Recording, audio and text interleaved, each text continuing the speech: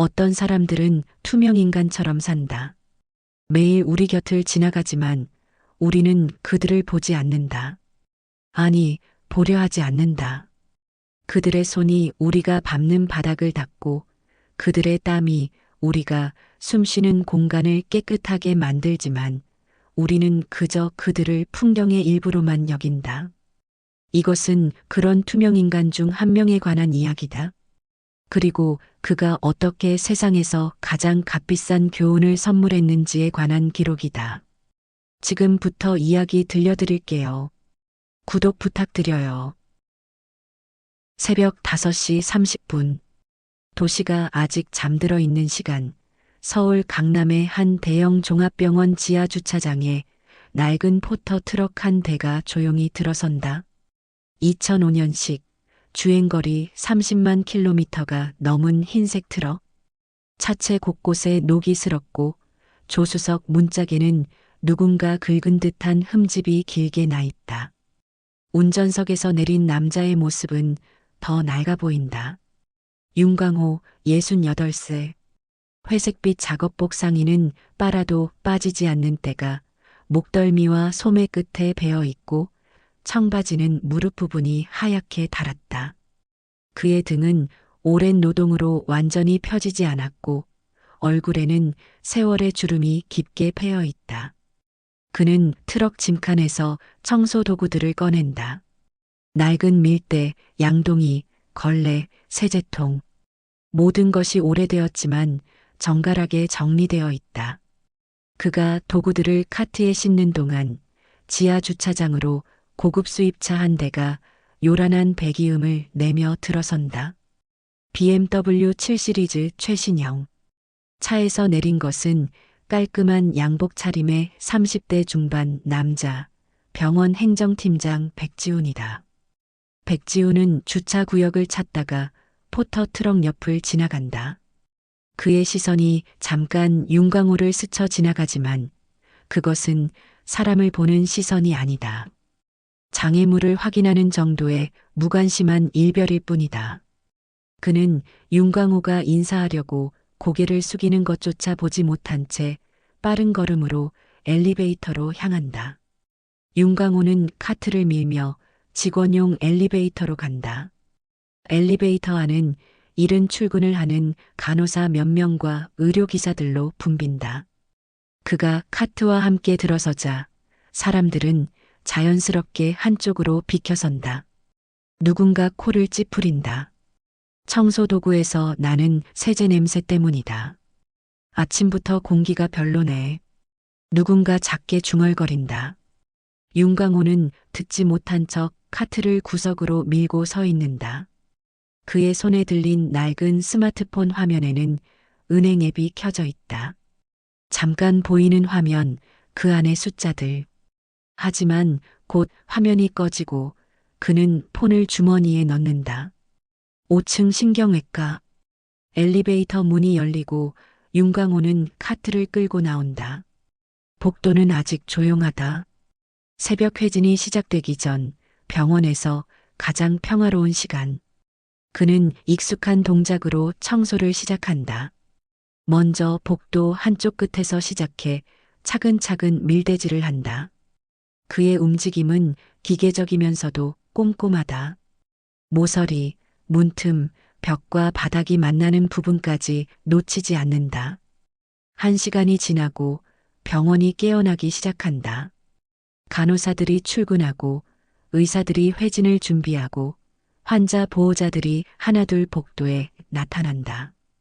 윤광호는 그 사이를 조용히 오간다. 누군가 지나갈 때마다 카트를 옆으로 비키고 방금 닦은 바닥을 밟지 말라고 말하지 않는다. 그저 묵묵히 다시 밀대를 밀 뿐이다. 실례합니다.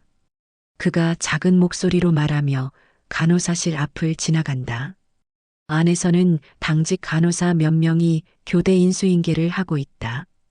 그중 한 명, 한소연이 잠깐 고개를 돌려 복도를 본다.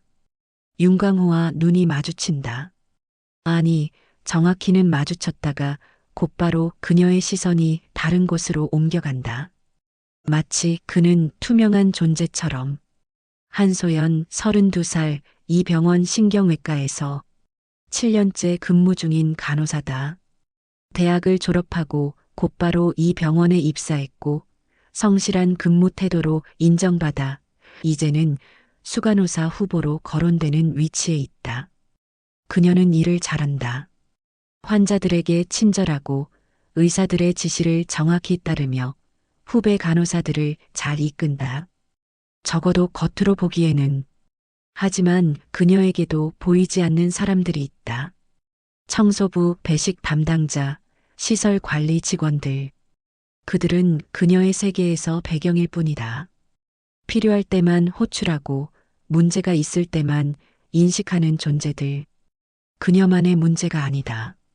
이 병원에, 아니, 이 사회의 대부분 사람들이 그렇게 산다. 오전 8시. 윤광호는 복도 중앙에서 바닥을 닦고 있다.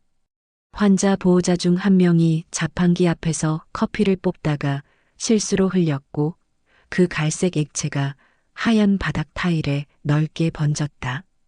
그는 무릎을 꿇고 걸레로 닦기 시작한다. 그의 무릎에서 뚝뚝 소리가 난다. 관절염이다. 몇 년 전부터 시작된 통증이 이제는 일상이 되었다. 바로 그때 간호사실에서 한소연이 차트 몇 개를 들고 급하게 나온다. 환자 회진 시간이 다가오고 있고 담당 교수가 까다로운 사람이라 모든 준비가 완벽해야 한다. 그녀는 빠른 걸음으로 복도를 가로지른다. 그리고 무릎 꿇고 바닥을 닦고 있는 윤광호를 보지 못한다. 충돌은 불가피했다. 한소연의 무릎이 윤광호의 등에 부딪혔고 그녀는 균형을 잃는다. 손에 들고 있던 차트들이 공중으로 날아가고 그녀의 새하얀 간호사 유니폼에 청소용 물이 튄다. 바닥에는 서류들이 흩어진다. 아! 한소연이 비명에 가까운 소리를 낸다. 그녀는 재빨리 일어서며 자신의 유니폼을 본다. 어깨와 가슴 부분에 큰 물자국이 생겼다. 회진이 10분 후에 시작되는데 갈아입을 시간도 없다. 앞도 안 보고 뭐 하는 거예요? 그녀의 목소리가 복도에 울린다. 주변에 있던 환자 보호자들과 간호사들이 일제히 이쪽을 본다. 윤광호는 천천히 일어선다. 그의 무릎에서 또 소리가 난다. 죄송합니다. 제가 바닥을 닦고 있어서. 바닥을 닦으면 사람이 안 보여요? 여기가 청소하는 사람 작업장인 줄 알아요? 병원이에요, 병원. 한소연의 얼굴이 붉어진다. 분노 때문만은 아니다. 주변의 시선이 부담스럽다. 특히 같은 간호사들이 보는 앞에서 이렇게 당황한 모습을 보이는 것이 그녀는 자신의 당혹감을 분노로 전환한다. 그것이 그녀가 배운 대처 방식이다. 나이도 많으신 분이 이렇게 조심성이 없으면 어떡해요? 환자분들 지나다니는 복도에서 윤광호는 말없이 고개를 숙인다. 그리고 바닥에 흩어진 차트들을 줍기 시작한다. 그의 손이 떨린다. 나이 때문인지 아니면 다른 이유 때문인지 알 수 없다. 그는 차트들을 정리해 한소연에게 내민다. 죄송합니다. 제가 불편을 드렸네요. 한소연은 차트를 거칠게 낚아챈다. 그리고 한 번 더 윤광호를 위아래로 훑어본다. 그 시선 속에는 경멸이 담겨 있다. 그녀는 돌아서서 가려다가 멈춘다. 아직 분이 풀리지 않았다. 다음부턴 사람들이 지나다니는 시간엔 청소 좀 하지 마세요. 새벽에 하든지. 그게 청소하시는 분들 일 아니에요? 네. 대답은 크게 해요. 안 들리잖아요. 네, 알겠습니다. 한소연이 휙 돌아선다. 그녀의 뒷모습을 바라보는 윤광호의 얼굴에는 어떤 표정도 없다. 그저 무표정할 뿐이다. 그는 다시 무릎을 꿇고 바닥을 닦기 시작한다. 주변 사람들의 시선이 여전히 그에게 향해 있지만 그는 신경 쓰지 않는 것처럼 보인다. 하지만 복도 끝 행정팀장실 유리문 뒤에서 이 모든 광경을 지켜본 사람이 있다. 백지훈이다. 그는 얇은 미소를 띤 채 휴대폰을 꺼내 누군가에게 메시지를 보낸다. 신경외과 복도, 청소 직원 문제, 환자 및 직원들 민원 발생 가능성, 용역업체의 교체 요청 검토 필요. 그는 메시지를 보낸 후 창밖을 본다. 그의 사무실은 병원 9층에 있고 창밖으로는 강남의 고층 빌딩들이 보인다. 그는 이 병원에서 7년째 근무 중이다. 처음에는 평범한 행정 직원으로 시작했지만 빠른 승진 끝에 이제는 팀장 자리에 올랐다. 그의 승진에는 실력도 있었지만 그보다는 처세술이 더 크게 작용했다. 백지훈은 알고 있다. 병원이라는 곳이 얼마나 위계적인 조직인지. 의사가 최상위에 있고 그 아래 간호사, 의료기사, 행정직원들이 있으며 맨 아래에는 용역 직원들이 있다. 이 구조는 공식적으로 인정받지는 않지만 모두가 알고 있고 받아들인다. 그리고 그 구조를 잘 활용하는 사람이 성공한다는 것도. 그는 용역업체 담당자에게 전화를 건다. 오 사장님, 백지훈입니다. 네, 잘 지내셨죠? 그게 말이죠. 저희 5층 신경외과 청소 담당하시는 분 있잖아요. 예, 나이 좀 드신 분. 오늘 간호사한테 물 튀기고 소란 피우는 거 봤는데요. 네, 환자분들 앞에서요. 이미지가 안 좋아 보이더라고요. 좀 젊고 깔끔한 사람으로 교체 검토 부탁드립니다. 전화 너머로 용역업체 사장 오영택의 난처한 목소리가 들린다. 팀장님, 그 윤광호 씨 말씀이신가요? 그분은 저희가 좀 특별하게 관리하는 직원이라서요. 특별? 무슨 특별이요? 그게 개인적인 사정이 있으셔서요. 설명드리기가 좀.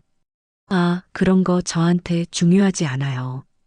병원 이미지 관리가 우선이니까요. 알아서 해주세요.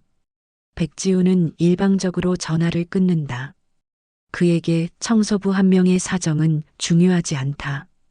중요한 것은 병원의 이미지다. 그리고 그 이미지를 관리하는 자신의 역할이다. 점심시간이 다가온다. 병원 지하 1층에 있는 직원 식당은 시간대별로 다른 집단들이 이용한다. 정오부터 오후 1시까지는 의사들, 그 다음은 간호사와 의료기사들, 그리고 오후 2시 이후는 행정직원들과 용역직원들. 공식적인 규정은 아니지만 모두가 암묵적으로 따르는 규칙이다. 윤광호는 오후 1시 40분에 식당으로 내려간다. 그의 손에는 식권이 없다. 원래는 점심 식사가 제공되지만 오늘 아침 사물함에서 식권을 찾지 못했다. 아마도 어제 세탁한 작업복 주머니에 넣어둔 것을 깜빡한 것 같다. 그는 식당 입구에서 잠시 망설인다. 식당 안은 여전히 붐빈다. 늦은 점심을 먹는 간호사들과 오후 회의를 앞둔 행정직원들이 테이블을 채우고 있다. 윤광호는 배식 담당자에게 다가간다. 식권을 집에 두고 와서 그러는데요. 나중에 가져다 드려도 될까요? 배식 담당자 정미라는 그를 알아본다. 그는 매일 이 시간에 와서 항상 똑같은 메뉴를 먹는다. 잡곡밥, 된장찌개, 그리고 김치. 반찬은 거의 먹지 않는다. 윤 선생님 괜찮습니다. 나중에 주세요.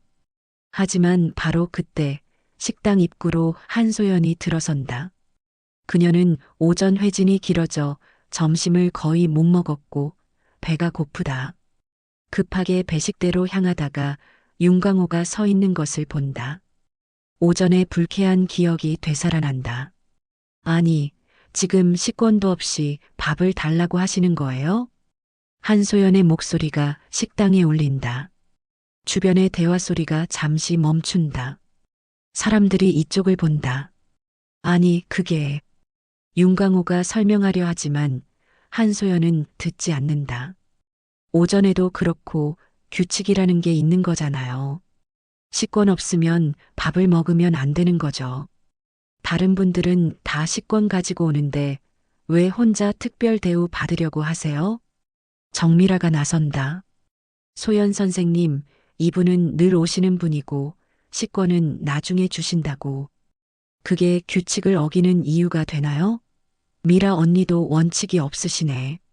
특혜 주시면 다른 사람들은 어떡해요? 한소연의 논리는 명확하다. 규칙은 규칙이다. 하지만 그녀가 진짜 화를 내는 이유는 다른 데 있다. 오전에 수치심, 젖은 유니폼을 입고 회진을 돌아야 했던 불편함, 그리고 동료들의 은근한 놀림. 그 모든 것이 그녀를 짜증나게 만들고 그 짜증의 화살은 윤광호를 향한다. 알겠습니다. 제가 나중에 다시 오겠습니다. 윤광호는 조용히 물러선다. 하지만 한소연은 멈추지 않는다. 그리고요, 오전에 제 옷에 물 튀긴 거, 세탁비 누가 내야 하는 거예요? 병원 유니폼이라고 공짜로 세탁되는 거 아니거든요. 제 개인 돈으로 맡기는 건데. 식당 안이 완전히 조용해진다. 모두가 이 광경을 지켜본다. 누군가 휴대폰을 꺼내 몰래 동영상을 찍기 시작한다. 이것은 나중에 병원 커뮤니티에 올라갈 소재다. 윤광호는 지갑을 꺼낸다. 낡은 가죽 지갑, 구석이 달아해져 있다. 그는 10,000원짜리 한 장을 꺼내 한소연에게 내민다. 세탁비입니다. 불편을 드려 죄송합니다. 한소연은 그 돈을 받지 않는다. 그녀도 선을 넘었다는 것을 알지만 이미 되돌리기엔 너무 멀리 왔다. 저 돈이 필요해서 그러는 거 아니에요. 책임감 있게 행동하라는 거죠. 사람이 실수했으면 제대로 사과하고 책임져야 하는 거 아니에요? 죄송합니다. 사과는 아까도 하셨잖아요. 진심이 없으니까 또 하는 거죠? 이 순간 식당 입구로 백지훈이 들어선다. 그는 상황을 파악하고 재빨리 한소연 옆으로 간다. 무슨 일이십니까? 한소연은 백지훈을 보자 표정을 바꾼다. 팀장 앞에서는 프로페셔널해야 한다. 아니에요, 팀장님. 그냥 작은 오해였어요. 하지만 백지훈은 이미 상황을 이해했다. 그리고 그는 기회를 본다. 병원 관리자로서 확실하게 처신할 수 있는 기회를. 환자 식당이 아니라 직원 식당에서 소란을 피우시면 곤란합니다. 여기는 직원들이 휴식하는 공간이에요. 그는 윤광호를 보며 말한다. 그의 목소리는 차갑다. 용역 직원분들도 물론 여기 이용하실 수 있지만 규칙을 지켜주셔야죠. 식권 없이 밥을 요구하신다는 건 문제가 있어 보이는데요. 그게 아니라 나중에 주신다고. 정미라가 다시 설명하려 하지만 백지우는 손을 든다. 미라 씨, 특혜 주시면 안 됩니다. 원칙은 모두에게 동등하게 적용되어야 해요. 그게 공정한 거죠. 그는 윤광호를 다시 본다. 오늘은 그냥 가시죠. 내일부터는 꼭 식권 챙기시고요. 오 사장님한테도 말씀드릴 테니까. 윤광호는 고개를 끄덕인다. 그리고 식당을 나간다. 그의 뒷모습은 더 구부정해 보인다. 식당 안에서는 잠깐 동안 침묵이 흐르다가 곧 다시 대화 소리들이 돌아온다. 사람들은 금방 잊는다. 그들에게 이것은 그저 점심시간의 작은 해프닝일 뿐이다. 하지만 구석 테이블에 앉아있던 한 사람은 이 장면을 주의 깊게 지켜봤다. 병원 재단 소속 감사실의 김태원 과장이다. 그는 정기 감사를 위해 이틀 전부터 이 병원에 머물고 있었고 오늘은 직원 식당의 운영 상태를 점검하러 온 것이었다. 그는 조용히 노트에 무언가를 적는다. 직원 간 위계 문화 확인 필요. 용역 직원 처우 문제. 윤광호는 식당을 나와 병원 뒤편의 작은 정원으로 간다. 여기는 환자들과 보호자들이 잠깐 쉬어가는 공간이지만 이 시간에는 사람이 거의 없다. 그는 벤치에 앉아 지갑에서 구겨진 삼각김밥 하나를 꺼낸다. 아침에 편의점에서 산 것이다. 유통기한이 오늘까지다. 그는 천천히 김밥을 먹으며 하늘을 본다. 가을 하늘이 높고 맑다. 이런 날씨면 아내가 좋아했을 거라는 생각이 든다. 아내 박순희. 그녀는 10년 전에 세상을 떠났다. 췌장암이었다. 발견했을 때는 이미 말기였고 투병 생활은 6개월밖에 되지 않았다. 그 6개월이 윤광호의 인생을 완전히 바꿔놓았다. 당시 그는 작은 건축자재 회사를 운영하고 있었다. 직원 20명 정도의 작은 회사였지만 성실하게 일한 덕분에 빚 없이 운영했고 강남에 작은 아파트도 한 채 가지고 있었다. 평범하지만 안정적인 중산층의 삶이었다.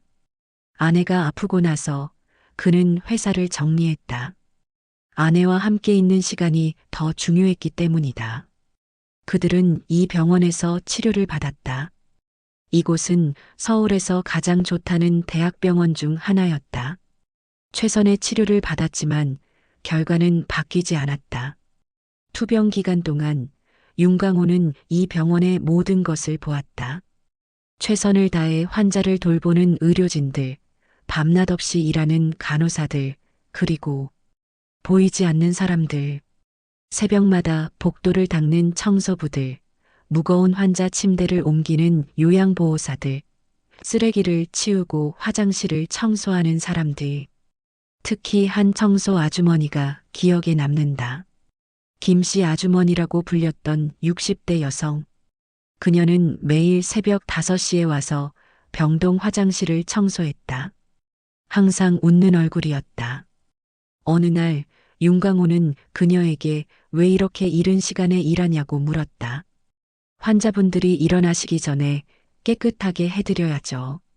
아픈 분들이 더러운 거 보시면 기분이 안 좋으시잖아요. 그렇게 말하며 웃던 그녀의 얼굴을 윤광호는 잊지 못한다. 그리고 어느 날 그녀가 복도에서 한 간호사에게 혼나는 모습을 봤다. 화장실 청소가 제대로 안 되었다는 이유였다. 김씨 아주머니는 고개를 숙이고 사과했다. 그녀의 어깨가 떨리고 있었다. 아내가 떠난 후 윤광호는 아파트를 팔았다. 회사 적립금과 아파트 매매 대금을 합치면 20억 원이 조금 넘었다. 자식이 없던 그에게 그 돈은 필요 없었다. 그는 그 돈의 대부분을 이 병원 재단에 기부하기로 결정했다. 하지만 그는 일반적인 방식으로 기부하지 않았다. 그는 재단에 제안했다. 매달 일정 금액을 후원하되 자신의 신원은 절대 공개하지 말 것. 그리고 한 가지 조건이 더 있었다. 그가 이 병원에서 청소 용역 직원으로 일할 수 있게 해달라는 것이었다. 재단 이사장 최선우는 당황했다. 거액의 기부자가 자신의 병원에서 청소부로 일하고 싶다니. 하지만 윤광호는 고집했다. 제 아내가 이 병원에서 눈을 감았습니다. 그동안 많은 분들의 도움을 받았죠. 의사 선생님들, 간호사 선생님들, 그리고 보이지 않는 곳에서 일하시는 분들. 저는 그분들과 같은 자리에서 일하고 싶습니다. 그래야 제가 기부하는 돈이 제대로 쓰이는지, 정말 필요한 곳에 가는지 알 수 있을 것 같습니다. 최선우는 그의 진심을 알아봤다. 그리고 동의했다. 대신 몇 가지 조건을 달았다. 윤광호의 신원은 재단 이사장과 감사실 팀장만 알 것. 용역업체 사장에게는 특별히 관리해야 할 직원이라고만 통보할 것. 그리고 1년에 한 번 재단 감사 때만 그의 신원이 확인될 것. 그렇게 5년이 흘렀다. 윤광호는 매달 꼬박꼬박 후원금을 보냈다. 처음에는 100만 원으로 시작했지만 점차 금액을 늘려 지금은 한 달에 5천만 원, 1년이면 6억 원을 기부한다. 5년 동안 그가 기부한 총액은 약 200억 원. 이 병원 재단 역사상 가장 큰 규모의 개인 기부자다. 하지만 아무도 모른다. 매일 복도를 닦는 늙은 청소부가 자신들이 쓰는 최신 의료 장비를, 리모델링된 환자 병실을, 새로 지어진 재활센터를 실질적으로 후원한 사람이라는 것을. 윤강호는 김밥을 다 먹고 일어선다. 오후 청소 시간이다. 그는 다시 카트를 끌고 복도로 향한다. 그의 휴대폰이 진동한다. 은행 앱에서 온 알림이다.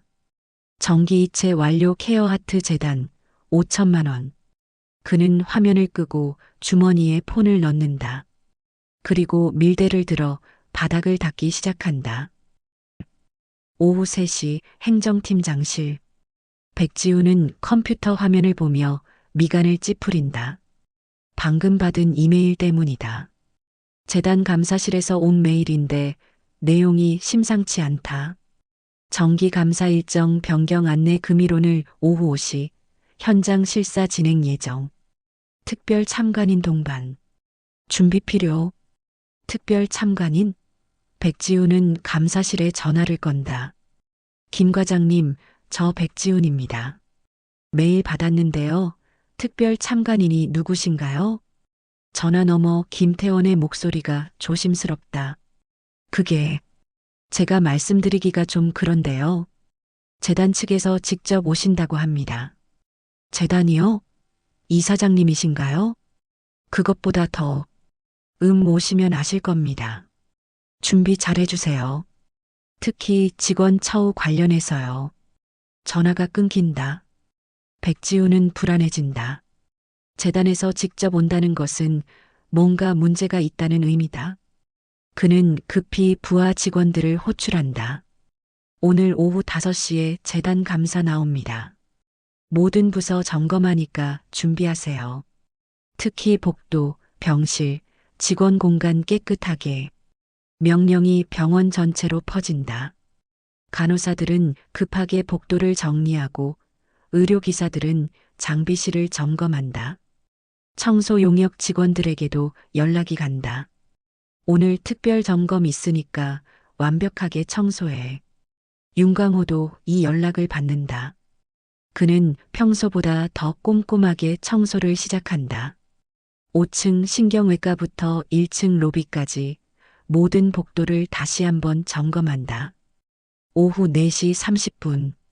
한소연은 간호사실에서 업무를 정리하고 있다. 오늘 야간 당직이 아니라 6시에 퇴근할 수 있다. 그녀는 저녁에 친구들과 약속이 있어서 서두르고 있다. 바로 그때 수간호사가 들어온다. 소연 씨, 오늘 재단 감사 온다고 했죠? 복도 상태 한번 확인하고 문제 있으면 정리 좀 시켜요. 네, 알겠습니다. 한소연은 복도로 나간다. 그리고 윤광호를 본다. 그는 복도 끝에서 밀대질을 하고 있다. 한소연은 순간 짜증이 난다. 왜 하필 지금 청소를 하고 있는 거지? 지금 뭐 하세요? 그녀의 목소리가 날카롭다. 윤광호는 멈춰서서 그녀를 본다. 청소하고 있습니다. 지금 감사 오시는데 복도 한가운데서 청소하면 어떡해요? 끝내고 비켜 있어야죠. 곧 끝납니다. 곧이 언제예요? 30분 후면 오신다고요. 지금 당장 정리하고 비켜요. 윤광호는 말없이 카트를 밀어 복도 구석으로 옮긴다. 하지만 한소연은 아직 만족하지 못한다. 카트가 눈에 거슬린다. 낡은 밀대, 더러운 걸레들, 세제통. 이런 걸 감사단이 보면 뭐라고 생각할까? 이거 아예 치워야 할 것 같은데요. 창고에 넣어두든지. 여기 그냥 놔두면 지저분해 보여요. 곧 다시 써야 해서요. 감사 끝나고 마무리 청소를. 그러니까 지금은 치우라고요. 한소연의 목소리가 커진다. 주변에서 다른 간호사들이 힐끗힐끗 쳐다본다. 그녀는 스트레스를 받고 있다. 오늘 아침부터 계속된 실수들, 늦어진 회진, 까다로운 환자 보호자, 그리고 저녁 약속까지. 모든 것이 그녀를 압박한다. 알겠습니다.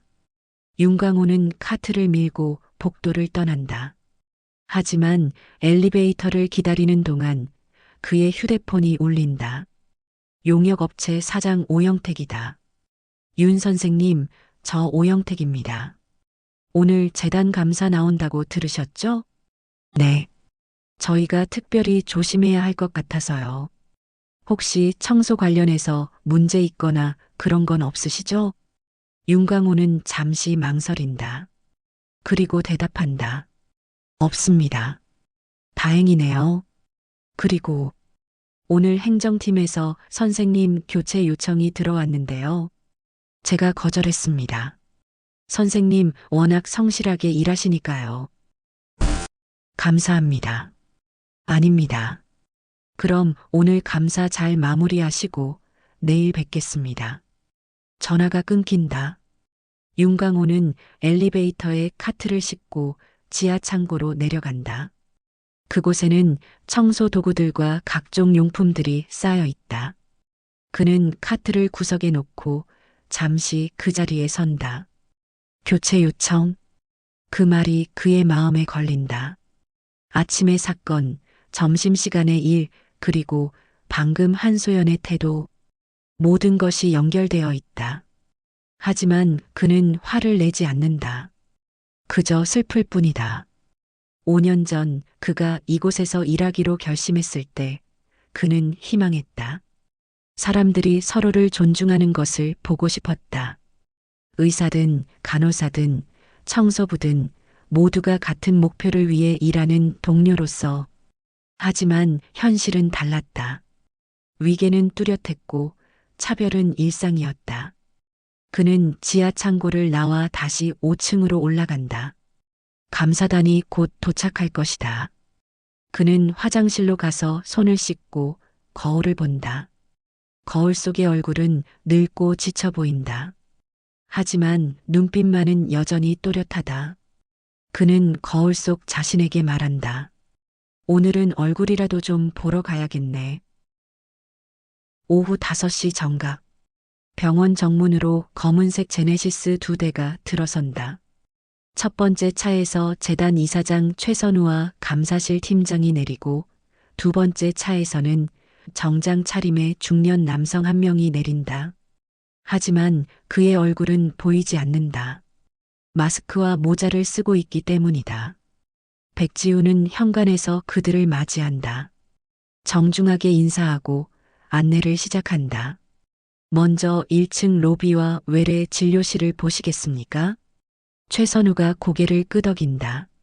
하지만 그의 옆에 선 마스크를 쓴 남성이 말한다. 환자들이 많이 이용하는 입원 병동을 먼저 보고 싶습니다. 목소리가 낮고 차분하다. 백지우는 잠깐 당황하지만 곧 안내를 시작한다. 그럼 5층 신경외과 병동으로 모시겠습니다. 일행이 엘리베이터에 탄다. 침묵이 흐른다. 백지우는 긴장한다. 재단 이사장이 직접 오는 것도 드문 일인데 정체를 알 수 없는 특별 참관인까지 동행한 것은 무언가 심상치 않다. 5층에 도착한다. 엘리베이터 문이 열리고 복도가 보인다. 깨끗하게 정리되어 있다. 환자 병실 문은 모두 닫혀 있고 간호사들은 간호사실에서 업무를 보고 있다. 완벽해 보인다. 하지만 복도 한가운데 윤광호가 서 있다. 그는 방금 화장실 청소를 마치고 나왔고 손에는 빈 쓰레기 봉투를 들고 있다. 그는 엘리베이터에서 나오는 일행을 본다. 그리고 멈춰선다. 한소연이 간호사실에서 나온다. 그녀는 감사단을 맞이하기 위해 준비된 미소를 짓고 있다. 하지만 윤광호가 복도 한가운데 서 있는 것을 보고 표정이 굳는다. 지금 뭐 하세요? 아까 비키라고 했잖아요. 그녀의 목소리가 복도에 울린다. 순간 모두의 시선이 그녀에게로 향한다. 한소연은 뒤늦게 감사단의 존재를 의식하지만 이미 말은 나가버렸다. 죄송합니다. 화장실 청소하고 나온 길입니다.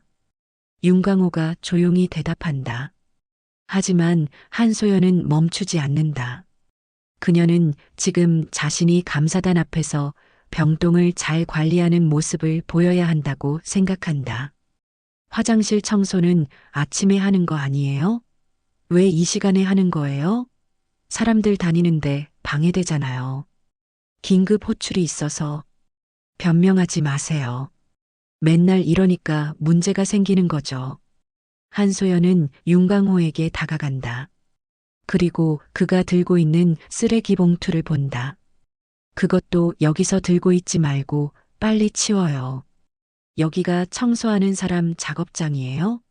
VIP 분들 오셨는데 이게 뭐 하는 거예요? 그녀는 윤광호의 팔을 밀친다. 강하게는 아니지만 분명히 밀친다. 윤광호는 비틀거리고 들고 있던 쓰레기 봉투가 바닥에 떨어진다. 봉투가 찢어지면서 안의 휴지들이 복도에 흩어진다. 아이고. 윤광호는 무릎을 꿇고 흩어진 쓰레기를 줍기 시작한다. 한소연은 혀를 찬다. 진짜 답답하네. 이러니까 나이 드신 분들은 일 시키기가 힘들다니까요. 바로 그 순간 마스크를 쓴 남성이 앞으로 나선다. 그는 천천히 윤광호에게 다가간다. 그리고 그의 옆에 무릎을 꿇는다. 함께 쓰레기를 줍기 시작한다. 모두가 얼어붙는다. 백지훈의 얼굴이 하얗게 변한다. 재단 이사장 최선우는 조용히 마스크를 쓴 남성을 지켜본다. 윤광호는 옆에서 쓰레기를 줍는 사람을 본다. 정장 바지, 깨끗한 구두, 그리고 마스크. 두 사람은 말없이 쓰레기를 줍는다. 복도는 완전한 침묵에 휩싸인다. 쓰레기를 다 주운 후 마스크를 쓴 남성이 일어선다. 그리고 천천히 마스크를 벗는다. 얼굴이 드러난다. 50대 초반으로 보이는 깔끔한 얼굴, 흰머리가 섞인 머리, 그리고 온화하지만 단호한 눈빛. 최선우 이사장이 입을 연다. 여러분, 소개해드리겠습니다. 우리 재단의 최대 후원자이신 윤광호 선생님입니다. 시간이 멈춘 것 같다. 한소연의 얼굴에서 모든 혈색이 사라진다. 백지우는 뒤로 한 걸음 물러선다. 복도에 있던 간호사들과 환자 보호자들이 모두 이쪽을 본다. 잠깐, 뭐라고요? 한소연의 목소리가 떨린다. 최선우는 다시 말한다. 윤광호 선생님은 지난 5년간 우리 재단에 총 200억 원이 넘는 후원을 해주신 분입니다. 이 병원의 신관 건물, 최신 MRI 장비, 암센터 리모델링, 그리고 다음 달에 개소할 무료 재활센터까지 모두 선생님의 기부금으로 가능했습니다. 복도에 서 있던 사람들이 웅성거리기 시작한다. 누군가 휴대폰을 꺼내 사진을 찍는다. 윤광호는 천천히 고개를 든다. 그의 얼굴에는 여전히 아무 표정이 없다. 하지만 눈빛만은 또렷하다. 그는 한소연을 본다. 사람은 위에서 볼 땐 잘 안 보이죠. 그의 목소리는 조용하지만 복도 전체에 울린다. 하지만 밑에서만 보이는 게 있습니다. 바닥에 떨어진 쓰레기, 구석에 쌓인 먼지, 사람들이 남긴 흔적들. 그리고 사람의 진짜 모습. 그는 손에 들고 있던 쓰레기 봉투를 쓰레기통에 버린다. 5년 동안 이 병원 복도를 닦으면서 저는 많은 것을 봤습니다. 환자를 위해 밤을 새우는 의료진들, 가족을 간호하는 보호자들의 눈물, 그리고 보이지 않는 사람들을 무시하는 시선들. 그는 최선우 이사장을 본다. 이사장님, 저는 이제 이곳에서 일을 그만두려고 합니다. 최선우의 얼굴에 놀람이 스친다.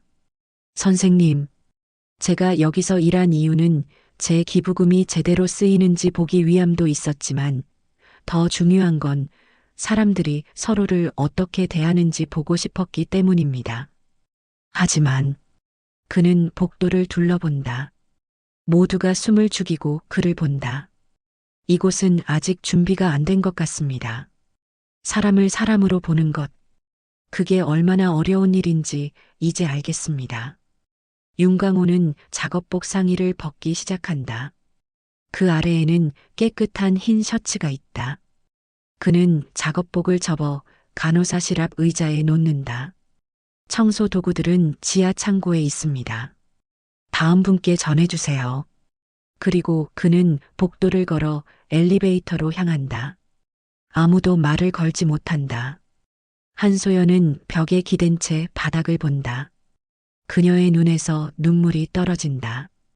엘리베이터 문이 닫히기 직전 윤광호가 마지막으로 말한다. 모두 수고하셨습니다. 그리고 환자들을 잘 돌봐주세요. 그게 여러분의 진짜 일이니까요. 문이 닫힌다. 복도는 다시 침묵에 휩싸인다.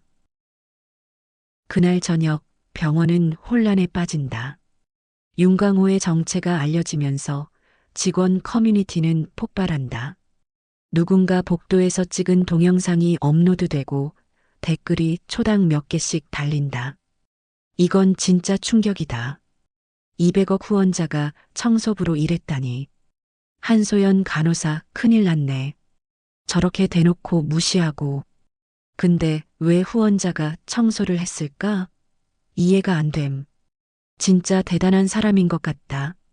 신분을 숨기고 5년이나. 백지훈 팀장도 문제 아닌가? 교체 요청했다며? 우리 병원 창피하네. 최대 후원자를 저렇게 대했다니. 한소연은 탈의실에서 울고 있다. 동료 간호사들이 위로하려 하지만 그녀는 문을 잠그고 나오지 않는다. 그녀의 머릿속에는 오늘 하루가 계속 재생된다. 아침의 충돌, 점심시간의 소란, 그리고 복도에서의 마지막 장면. 나는 왜 그렇게 했을까? 그녀는 거울을 본다. 거울 속에 자신이 낯설다. 언제부터 이렇게 되었을까? 처음 간호사가 되었을 때는 모든 사람을 돕고 싶었다. 환자든 보호자든 동료든. 하지만 시간이 지나면서 그녀는 변했다. 위계를 받아들였고 차별을 일상으로 여겼다. 백지우는 이사장실에 호출되어 있다. 최선우 이사장과 감사실 팀장이 그를 마주하고 앉아 있다. 백 팀장, 윤광호 선생님 교체 요청에 대해 설명해 보시죠. 최선우의 목소리는 차갑다. 백지우는 식은땀을 흘리며 대답한다. 그게 직원 관리 차원에서 환자들과 직원들 사이에 소란이 있었고, 소란? 어떤 소란입니까? 아침에 간호사와 부딪혀서 옷에 물이 튀었고, 점심시간에는 식권 없이 식당에 오셔서 그게 교체 사유가 됩니까? 팀장님은 그 소란의 원인이 누구에게 있는지 제대로 파악하셨나요? 백지우는 말문이 막힌다. 최선우는 계속한다. 저는 오늘 직원 식당에서의 장면을 감사실 팀장에게서 들었습니다. 윤 선생님이 식권을 잊어버렸고 배식 담당자가 나중에 받겠다고 했는데 한소연 간호사와 백 팀장이 나서서 규칙을 들먹이며 내쫓았다고 하더군요. 그건 규칙은 중요합니다. 하지만 규칙보다 중요한 게 있습니다. 사람에 대한 존중이죠. 백 팀장은 규칙을 핑계로 한 사람을 모욕했습니다. 그것도 우리 병원 최대 후원자를. 최선우는 책상 위에 서류를 밀어낸다. 인사위원회가 다음 주에 열립니다. 그때까지 자택 대기하시죠. 백지훈의 얼굴이 창백해진다. 이사장님, 제가 잘못했습니다. 하지만 저만의 문제는 아니지 않습니까? 한소연 간호사도. 한소연 간호사는 별도로 조치할 겁니다. 지금은 팀장님 얘기를 하는 겁니다. 백지훈은 더 이상 말하지 못한다. 그는 일어서서 이사장실을 나간다. 복도를 걸으면서 그는 자신의 미래가 무너지는 것을 느낀다. 한편 윤광호는 자신의 작은 원룸으로 돌아와 있다. 강남에서 멀지 않은 곳에 오래된 빌라 2층. 월세 50만 원짜리 방이다. 그는 침대에 앉아 창밖을 본다. 해가 지고 있다. 그의 휴대폰이 울린다. 최선우 이사장이다. 선생님, 괜찮으십니까? 네, 이사장님. 오늘은 정말 죄송합니다. 제가 병원 문화를 제대로 관리하지 못했습니다. 아닙니다. 이사장님 잘못이 아닙니다. 선생님께서 5년 동안 겪으셨을 일들을 생각하면 정말 죄송할 따름입니다. 윤광호는 잠시 침묵한다. 이사장님, 저는 화가 나지 않습니다. 그저 슬플 뿐입니다. 사람들이 서로를 어떻게 대하는지 보면서 우리가 얼마나 쉽게 다른 사람을 무시하는지 알게 되었습니다. 선생님, 저는 청소를 하면서 많은 것을 배웠습니다. 바닥을 닦으면 사람의 발자국이 보입니다. 누가 급하게 뛰어갔는지, 누가 천천히 걸었는지, 쓰레기를 치우면 사람의 습관이 보입니다. 누가 깔끔한지, 누가 무신경한지, 그리고 누가 다른 사람을 인간으로 보는지, 그냥 배경으로 보는지도 알 수 있습니다. 선생님의 말씀이 맞습니다. 제 기부금은 계속 보내겠습니다. 하지만 이제는 다른 방식으로 쓰여야 할 것 같습니다. 어떤 방식이십니까? 사람을 교육하는 데 써주십시오. 의료기술도 중요하지만 사람을 사람으로 대하는 법을 배우는 것이 더 중요합니다. 특히 의료 현장에서는 명심하겠습니다. 전화가 끊긴다. 윤광호는 다시 창밖을 본다. 그리고 낡은 서랍장을 열어 사진 한 장을 꺼낸다. 아내와 함께 찍은 사진. 20년 전 두 사람이 젊고 행복했던 때의 모습이다. 여보, 저는 최선을 다했어요. 하지만 아직 부족한가 봅니다. 그는 사진을 가슴에 안는다. 그의 눈에서 눈물 한 방울이 떨어진다. 일주일이 지났다. 병원은 여전히 윤광호 이야기로 들끓는다. 언론에도 알려져서 몇몇 방송사에서 취재 요청이 들어온다. 하지만 윤광호는 모든 인터뷰를 거절한다. 인사위원회가 열린다. 백지우는 감봉과 함께 부서 이동 처분을 받는다. 행정팀장에서 시설관리팀 일반 직원으로 사실상 강등이다. 한소연은 더 가혹한 처분을 받는다. 3개월 무급 정직. 하지만 최선우 이사장은 여기서 멈추지 않는다. 그는 전 직원 회의를 소집한다. 병원 대강당의 의사, 간호사, 의료기사, 행정직원, 그리고 용역 직원들까지 모두 모인다. 이례적인 일이다. 최선우가 단상에 선다. 오늘 여러분 모두를 부른 이유는 윤광호 선생님 사건 때문입니다. 많은 분들이 이미 알고 계시지만 윤 선생님은 우리 병원 최대 후원자이시면서 5년 동안 청소 용역 직원으로 일하셨습니다. 강당이 조용해진다. 윤 선생님은 자신의 신분을 숨기고 일하시면서 우리 병원의 진짜 모습을 보셨습니다. 그리고 실망하셨습니다. 우리가 환자는 잘 돌보면서 함께 일하는 동료들은 제대로 존중하지 않는다는 사실에 최선우는 청중을 둘러본다. 저는 이번 일을 계기로 우리 병원의 문화를 완전히 바꾸려고 합니다. 첫째, 모든 직원은 동등한 존중을 받아야 합니다. 의사든 청소부든 모두가 이 병원을 움직이는 중요한 구성원입니다. 둘째, 직원 간 위계 문화를 없애겠습니다. 직급은 업무상의 역할 구분일 뿐 인간으로서의 가치와는 무관합니다. 셋째, 정기적인 인권 교육과 직장 내 괴롭힘 예방 교육을 시행하겠습니다. 그는 목소리에 힘을 준다. 그리고 윤광호 선생님의 뜻을 받들어 다음 달에 개소할 재활센터는 윤광호 인권재활센터로 명명하겠습니다. 이곳은 환자들의 신체적 재활뿐 아니라 우리 직원들의 인간성 재활을 위한 교육 공간으로도 사용될 것입니다. 강당에서 박수가 터져 나온다. 하지만 모두가 박수치는 것은 아니다. 일부는 불편한 표정을 짓는다. 변화는 언제나 저항을 낳는다. 회의가 끝나고 한소연은 강당을 나선다. 그녀는 3개월 정직 처분을 받았고 그 기간 동안 무급이다. 경제적으로 힘들어질 것이다. 하지만 그것보다 더 힘든 것은 죄책감이다. 그녀는 병원 뒤편 정원으로 간다. 윤광호가 점심시간에 자주 앉아 있던 벤치. 그녀는 그 벤치에 앉아 하늘을 본다. 구름이 천천히 흘러간다. 한소연 씨. 누군가 그녀를 부른다. 돌아보니 배식 담당자 정미라다. 미라 언니. 괜찮아요? 아니요. 괜찮지 않아요. 한소연의 눈에서 눈물이 흐른다. 정미라가 그녀 옆에 앉는다. 저는 제가 왜 그렇게 행동했는지 모르겠어요. 윤 선생님이 뭘 잘못했나요? 아무것도 안 하셨잖아요. 그냥 자기 일을 하셨을 뿐인데. 소연 씨, 당신만의 문제가 아니에요.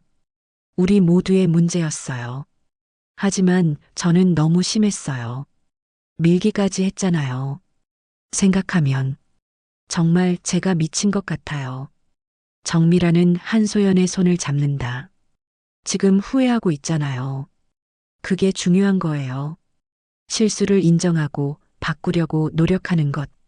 하지만 윤 선생님께 어떻게 사과해야 할지. 지금은 시간이 필요해요. 당신도 윤 선생님도. 그리고 진짜 사과는 말이 아니라 행동이에요. 한소연은 고개를 끄덕인다. 그리고 결심한다. 3개월 동안 그녀는 자신을 완전히 바꿀 것이다. 2달이 지났다. 한소연은 정직 기간 동안 자원봉사를 시작한다. 노숙자 쉼터, 독거노인 돌봄센터, 장애인 복지관. 그녀는 그곳에서 일하며 자신이 얼마나 좁은 세상에서 살았는지 깨닫는다. 특히 노숙자 쉼터에서의 경험이 그녀를 바꾼다. 그곳에는 다양한 사람들이 있다. 사업 실패로 모든 것을 잃은 전직 사업가, 알코올 중독으로 가족을 잃은 전직 교사, 그리고 단순히 운이 나빠서 거리로 나온 평범한 사람들. 어느 날 한 노인이 그녀에게 말한다. 아가씨, 사람은 누구나 한순간에 바닥으로 떨어질 수 있어요. 나도 옛날엔 괜찮은 회사 다녔고 집도 있었지. 하지만 한 번의 사고, 한 번의 실수로 모든 게 사라졌어요. 한소연은 그 말을 듣고 생각한다. 윤광호도 모든 것을 잃은 사람이었다. 아내를, 사업을, 집을. 하지만 그는 그 상실을 원망으로 바꾸지 않았다. 오히려 다른 사람을 돕는 데 썼다. 병원에서는 변화가 시작된다. 최선우 이사장의 주도로 존중 문화 캠페인이 시작된다.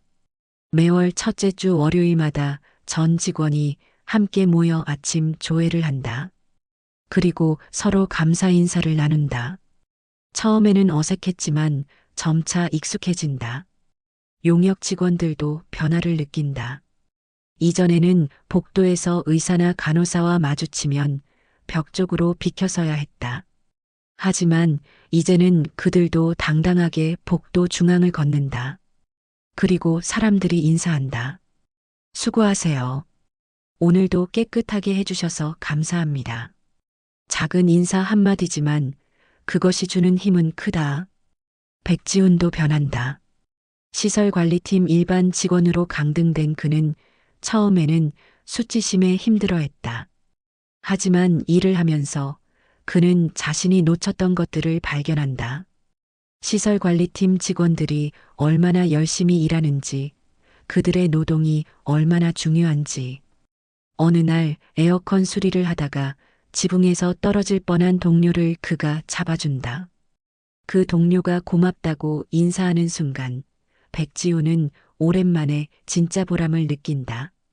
그것은 팀장으로서 회의를 주재하고 보고서를 승인하던 것과는 다른 종류의 만족이었다.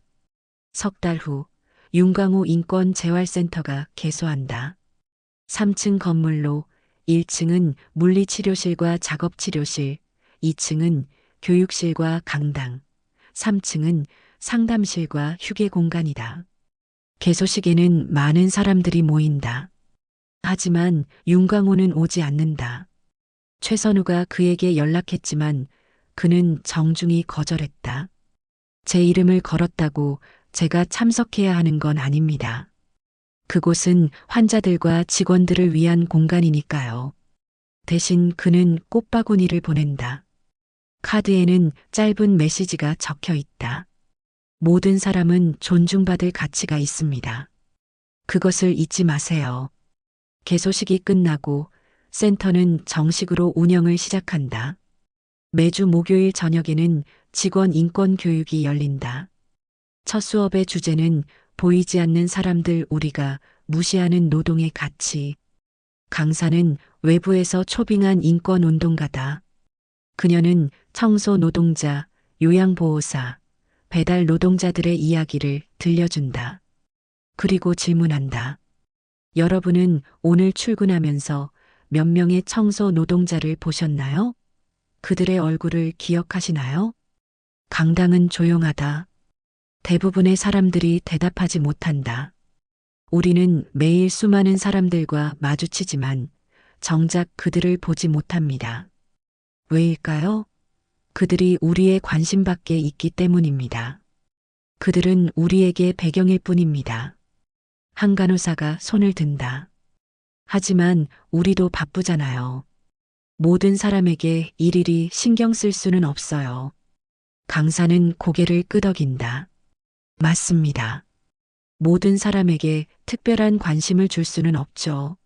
하지만 최소한의 존중은 줄 수 있습니다.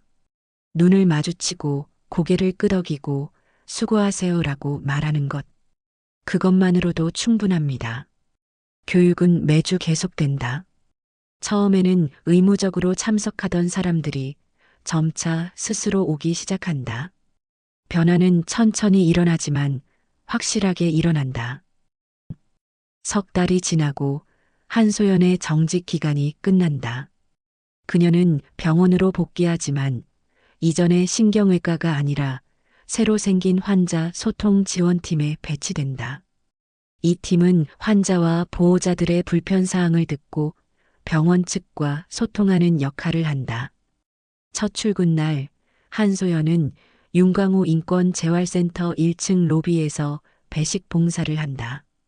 이곳에서는 매주 월요일, 수요일, 금요일에 저소득층 환자들에게 무료 급식을 제공한다. 한소연은 앞치마를 두르고 배식대 뒤에 선다. 어서 오세요. 뭐 드릴까요? 그녀의 목소리는 부드럽다. 예전의 날카로움은 사라졌다. 환자들이 하나둘 들어온다. 노인, 장애인, 노숙자. 그들을 보며 한소연은 생각한다.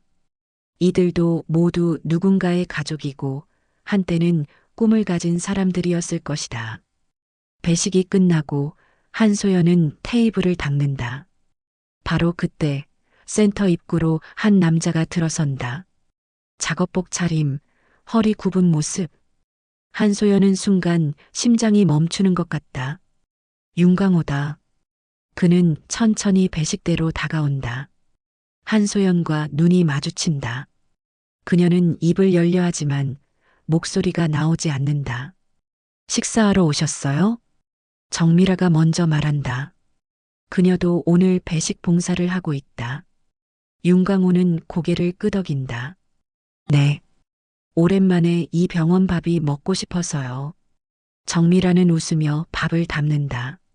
한소연은 국을 떠서 트레이에 놓는다. 그녀의 손이 떨린다. 윤광호는 그것을 보지만 아무 말도 하지 않는다. 트레이를 받은 윤광호는 구석 테이블에 앉는다. 한소연은 잠시 망설이다가 그에게 다가간다. 선생님. 윤광호는 고개를 든다. 그의 얼굴에는 여전히 온화한 표정이 있다. 네. 정말 죄송합니다. 제가 너무 무례했습니다. 그때 저는 괜찮습니다. 아니에요. 괜찮지 않아요. 저는 선생님을 사람으로 보지 않았어요. 그냥 방해물로 봤어요. 제가 스트레스 받을 때 화풀이할 대상으로 봤어요. 한소연의 목소리가 떨린다. 눈물이 흐른다. 저는 간호사가 되었을 때 사람을 돕겠다고 다짐했어요. 하지만 언제부턴가 저는 환자만 보게 되었어요. 그리고 환자 중에서도 VIP 환자들만 신경 썼어요. 다른 사람들은 보이지 않았어요. 윤광호는 조용히 듣는다. 지난 석 달 동안 저는 많은 것을 배웠어요. 노숙자 쉼터에서, 복지관에서, 요양원에서, 그곳에서 만난 분들이 저에게 가르쳐 주셨어요. 사람은 누구나 존중받아야 한다는 것을, 그 사람이 어떤 옷을 입었든, 어떤 일을 하든. 한소연은 테이블에 앉는다. 윤광호 맞은편에. 선생님, 제가 어떻게 해야 용서를 받을 수 있을까요? 윤광호는 잠시 생각하다가 말한다. 용서는 제가 주는 게 아닙니다. 당신 스스로 용서하는 거죠. 제 자신을요? 네. 당신은 실수했어요. 하지만 그 실수를 인정하고 바꾸려고 노력하고 있잖아요. 그것만으로도 충분합니다. 윤광호는 숟가락을 들어 국을 한 입 먹는다. 맛있네요. 예전보다 더 맛있는 것 같아요. 한소연은 울면서 웃는다. 그녀는 일어서려다가 다시 앉는다. 선생님, 한 가지만 여쭤봐도 될까요? 물어보세요. 왜 청소부로 일하셨어요? 그렇게 많은 돈을 기부하실 수 있는 분이 왜 그런 힘든 일을? 윤광호는 창밖을 본다. 저 멀리 병원 정원이 보인다. 제 아내가 이 병원에서 떠났어요. 그때 저는 많은 것을 봤습니다. 환자를 돌보는 의사와 간호사들, 그리고 그 뒤에서 묵묵히 일하는 사람들, 청소하는 분들, 배식하는 분들, 빨래하는 분들. 그는 한소연을 본다. 그분들이 없으면 병원은 돌아가지 않아요. 하지만 아무도 그분들을 보지 않죠. 저는 그분들과 같은 자리에 서보고 싶었습니다. 그래야 진짜 무엇이 필요한지, 돈이 어디에 쓰여야 하는지 알 수 있을 것 같았어요. 그리고 아셨나요? 네, 알게 되었습니다. 이 병원에 필요한 것은 더 비싼 장비가 아니라 서로를 존중하는 문화라는 것을요. 윤광호는 밥을 다 먹고 일어선다. 트레이를 들고 반납대로 간다. 한소연이 따라온다. 선생님, 다시 여기서 일하실 생각은 없으세요? 윤광호는 고개를 젓는다. 저는 할 일을 다 했어요. 이제는 당신들이 할 차례입니다. 그는 센터를 나간다. 한소연은 그의 뒷모습을 바라본다. 그리고 다짐한다. 자신은 절대 잊지 않을 것이다. 오늘 이 순간을, 그리고 윤광호가 가르쳐 준 교훈을. 보이지 않는 손의 유산. 1년 후, 윤광호 인권재활센터는 이 병원의 자랑이 되었다. 전국의 다른 병원들이 벤치마킹하러 오고 언론에서도 여러 번 소개되었다. 하지만 가장 중요한 변화는 눈에 보이지 않는 곳에서 일어났다. 병원 복도를 걷는 청소 노동자들의 얼굴이 밝아졌다. 사람들이 인사하고 감사하고 그들을 사람으로 본다. 간호사들은 환자뿐 아니라 동료 직원들에게도 친절하다. 의사들은 위계를 내세우지 않고 모든 의료진을 동료로 대한다. 한소연은 환자 소통 지원팀의 팀장이 되었다. 그녀는 이 일을 사랑한다. 환자들의 이야기를 듣고 그들이 필요한 것을 병원에 전달하고 문제를 해결하는 것. 그것이 진짜 간호라는 것을 이제는 안다. 백지우는 여전히 시설관리팀에서 일한다. 하지만 그는 더 이상 승진을 꿈꾸지 않는다. 지금의 일이 만족스럽다. 매일 무언가를 고치고 문제를 해결하고 동료들을 돕는 것. 그것으로 충분하다. 윤광호는 어디에 있을까? 아무도 모른다. 그는 다시 사라졌다. 하지만 매달 재단 계좌에는 5천만 원이 정확하게 입금된다. 그리고 가끔 병원 어디선가 그를 봤다는 소문이 돈다. 로비에서 환자를 휠체어에 태워주는 사람이 윤광호 선생님 같았어요. 정원에서 화단을 가꾸는 분이 윤광호 선생님 아니었을까요? 주차장에서 길을 안내해 주시는 분이. 하지만 확실한 건 아무도 모른다. 윤광호는 그렇게 다시 보이지 않는 사람이 되었다. 그가 원하는 방식으로. 어느 겨울날 저녁 한소연은 센터에서 배식 봉사를 마치고 나온다. 눈이 내리고 있다. 그녀는 병원 정원을 지나 주차장으로 간다. 그리고 벤치에 앉아 있는 한 노인을 본다. 작업복 차림, 허리 굽은 모습. 하지만 얼굴은 보이지 않는다. 그는 눈을 바라보고 있다. 한소연은 다가가려다가 멈춘다. 그리고 조용히 고개를 숙여 인사한다. 그 노인이 누구든 그는 존중받을 가치가 있다. 그녀가 돌아서서 걸어갈 때 뒤에서 조용한 목소리가 들린다. 수고하셨습니다. 한소연은 미소 짓는다. 돌아보지 않고 그저 손을 흔든다. 선생님도 수고하셨어요. 눈은 계속 내린다. 하얀 눈송이들이 세상을 덮는다. 발자국을 지우고 더러움을 가리고 모든 것을 새롭게 만든다. 마치 이 병원의 변화처럼. 윤광호는 벤치에서 일어선다. 그리고 천천히 걸어간다. 그의 발자국이 눈 위에 찍힌다. 하지만 곧 새로운 눈송이들이 그 발자국을 덮는다. 보이지 않게. 하지만 그가 남긴 것은 발자국이 아니다. 그것은 교훈이다. 사람의 가치는 겉모습이 아니라 행동에 있다는 것. 진짜 높은 사람은 남을 내려다보지 않고 함께 걷는 사람이라는 것. 그리고 가장 값진 선물은 돈이 아니라 존중이라는 것. 병원은 계속 돌아간다. 환자들이 오고 가고, 의료진들이 일하고, 청소 노동자들이 복도를 닦는다. 하지만 이제는 다르다. 이제는 모두가 서로를 본다. 사람을 사람으로. 그것이 윤광호가 200억 원을 들여 산 것이다. 최신 장비도 화려한 건물도 아니다. 단 하나 사람을 향한 시선의 변화.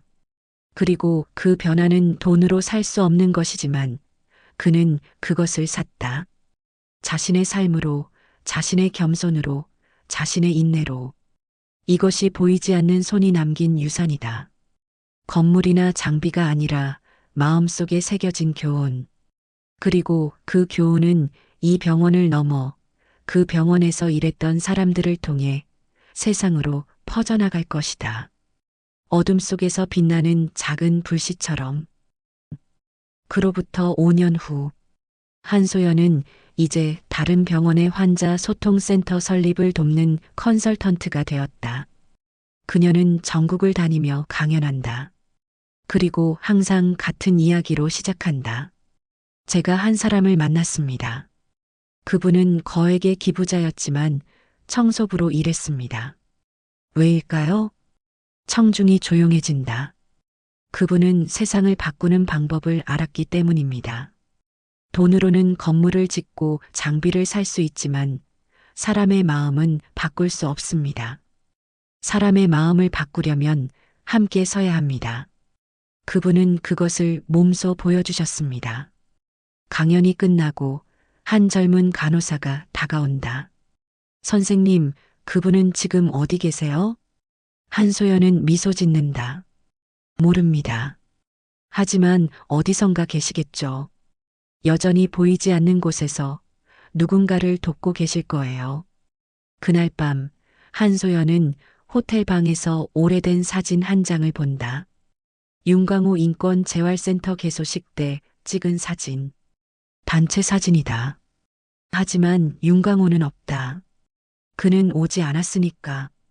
하지만 사진 뒤편, 흐릿하게 한 사람이 보인다.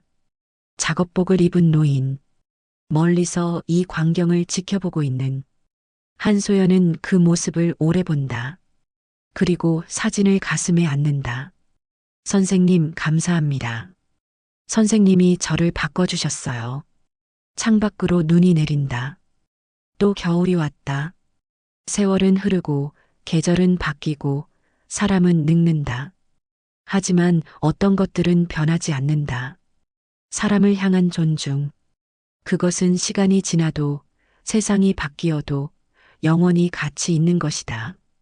그리고 그것을 가르쳐 준 한 사람. 보이지 않는 손. 윤광호. 그의 이름은 건물에 새겨져 있다. 하지만 진짜 그의 유산은 사람들의 마음 속에 있다. 그리고 그것은 절대 지워지지 않을 것이다. 추가 후기.